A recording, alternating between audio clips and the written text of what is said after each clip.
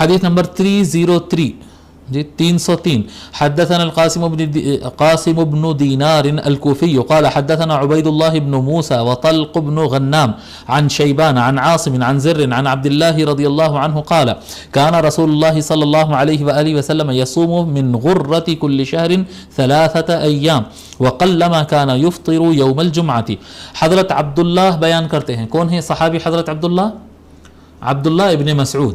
حضرت عبداللہ ابن مسعود رضی اللہ تعالیٰ روایت فرماتے ہیں، کہتے ہیں کہ رسول اکرم صلی اللہ علیہ وآلہ وسلم ہر مہینے کی ابتدا میں 3 دن روزہ رکھا کرتے. یصوم من غرۃ کل شہر 3 ایام، ہر مہینے کی ابتدا میں. ابتدا کا مطلب ضروری نہیں کہ 1 تاریخ 2 تاریخ اور 3 تاریخ کو رکھا جائے، 1 2 3 کو رکھو، 4 5 کو رکھو، یعنی بگننگ میں، فرسٹ ویک میں سمجھ لو آپ، یہ پہلے 10 دن کے اندر رمضان کی ہر مہینے کی ابتدا میں آقا صلی اللہ علیہ وآلہ وسلم 3 دن روزہ رکھا کرتے.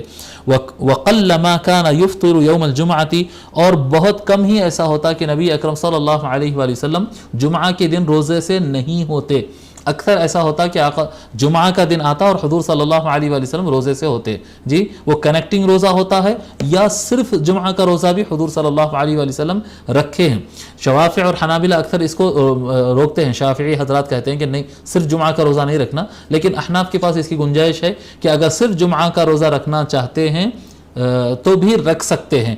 بہتر یہ ہے کہ آپ ہفتہ کر لو یا جمعرات جمعہ کر لو، 1 دن جوائنٹ کر لو ساتھ میں، بہتر ہے. اور اگر نہیں کرے ایسا تو کوئی منع نہیں ہے، سنگل جمعہ کا بھی روزہ رکھ سکتے ہیں. اسی پر مسلک حنفی ہے اور یہ روایت سے اس کی طرف اشارہ بھی ملتا ہے.